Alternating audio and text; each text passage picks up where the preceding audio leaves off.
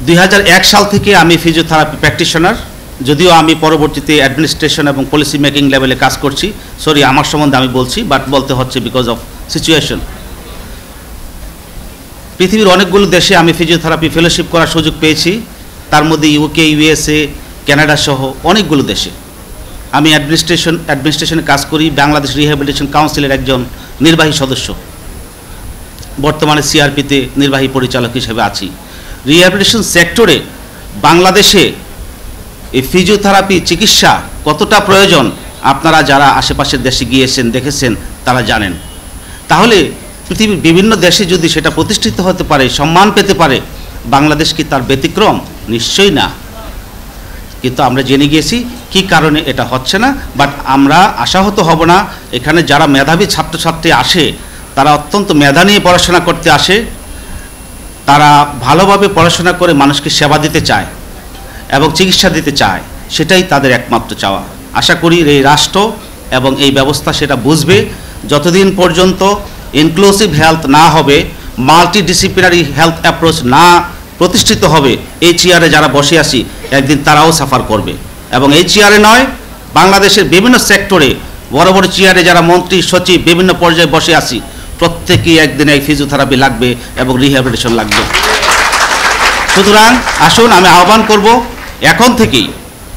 এখন থেকে আমরা সচেতন হই। আমার জন্য আমি সচেতন হই, আমার রাষ্ট্রের জন্য আমি সচেতন হই। কারণ আপনারা দেখেছেন অনেক আমাদের মন্ত্রী মহোদয়রা অসুস্থ হয়ে বিছানায় কাতরাচ্ছে, তার ক্ষেত্রে এখন পুনর্বাসন বা চিকিৎসা সেবা প্রয়োজন হচ্ছে। যাই হোক, আমরা আশা করব যে বাংলাদেশে একটি সুন্দর স্বাস্থ্য ব্যবস্থা যেখানে ফিজিওথেরাপিস্টদেরকে অন্তর্ভুক্ত করে এবং সম্মানজনক অন্তর্ভুক্ত করে, অসম্মানজনক নয়।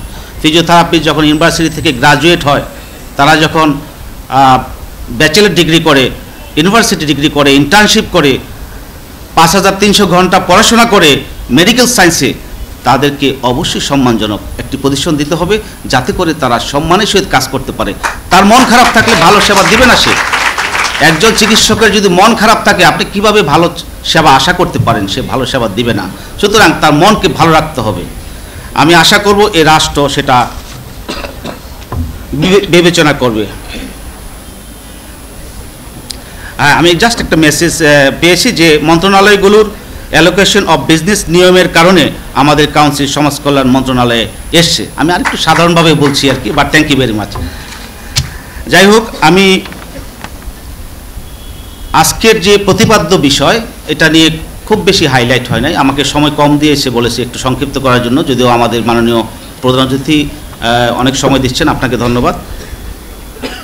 হয়তো আর 2-1 মিনিট সময় নেব। সেটা হচ্ছে যে আজকের থিমটা কেন ইম্পর্টেন্ট, ওনাকেই শোনাতে চেয়েছিলাম, বাট এনিওয়ে আমরা সবাই শুনি যে ঠিক আছে, যে আসলে আজকের দিনটি ফিজিওথেরাপি ডে সারা বিশ্বেই পালিত হচ্ছে। বাংলাদেশ একটি সৌভাগ্যবান রাষ্ট্র যেখানে ফিজিওথেরাপিস্টরা 2007 সালে সেই ওয়ার্ল্ড ফিজিওথেরাপি মেম্বারশিপ গ্রহণ করে। বার্ধক্যজনিত সুস্থতা, এটা এবছরের থিম। গত বছরের থিম কি মনে আছে আপনাদের? Low back pain. তার আগের বছর কি ছিল? Osteoarthritis, stroke. তার আগে মুভমেন্ট ফর হেলথ। যাই হোক, বার্ধক্যজনিত সুস্থতা এমন একটি ইম্পর্টেন্ট বিষয়, আমরা যদি এখন থেকে না বুঝি প্রত্যেকেই সাফার করব। বার্ধক্যজনিত সুস্থতার জন্যে বয়স 80 হোক, 90 হোক, 100 হোক, এবং যতদিন বেঁচে থাকে সে যাতে ইয়াং বয়সে যেভাবে সবার সঙ্গে ইন্ডিপেন্ডেন্টলি চলাফেরা করেছে, সে যেভাবে সবার সঙ্গে পার্টিসিপেট করেছে, কাজ করেছে, সে স্বাধীনভাবে যেন কাজ করতে পারে। সেই ক্ষেত্রে ফিজিওথেরাপিস্টের রোল কি? ফিজিওথেরাপিস্টের রোল হচ্ছে, physiotherapist is the expert in exercise therapy. Physiotherapists prescribe proper exercise to promote their health. আমি বাংলায় বলি, ফিজিওথেরাপিস্টরা সঠিক জ্ঞান রাখে একজন মানুষ বয়সের সাথে সাথে যখন সে বয়স্ক হয়ে যাবে তখন সে যেন সুস্থভাবে চলাফেরা করতে পারে। যেমন বয়স হলে অনেকে ব্যালেন্স কমের কারণে পড়ে যায়, বয়স হলে অনেকের মাসুল দুর্বলতার কারণে পড়ে যায়, বয়স হলে অনেকের কার্ডিও রেসপিরেটরি অর্থাৎ আমাদের শ্বাস প্রশ্বাস এসব ক্ষেত্রে অসুবিধার কারণে সাফার করে। তো সেগুলো ফিজিওথেরাপিস্টরা অ্যাডভাইস দিয়ে তাদেরকে প্রমোট করতে পারে। এবং আপনারা দেখেছেন উন্নত বিশ্বে বিভিন্ন জায়গায় অনেক মানুষ 90-100 বছরে একা একা স্বাধীনভাবে চলাফেরা করে, তার পিছনে ফিজিওথেরাপিস্টদের ভূমিকা অত্যন্ত গুরুত্বপূর্ণ। সো আশা করি সবারই বয়স হচ্ছে, সবাই খেয়াল নেব এখন থেকে যে আমরাও বয়স হচ্ছি, আমরা যেন একজন ভালো বয়স্ক হই। ভালো বয়স্ক বলতে বয়স হলেও আমি যেন ভালো থাকতে পারি, অর্থাৎ বয়স মানে বয়স নয়, বয়স যতই হোক সে সুস্থভাবে সুন্দরভাবে চলাফেরা করতে পারবে যদি সে কি করে,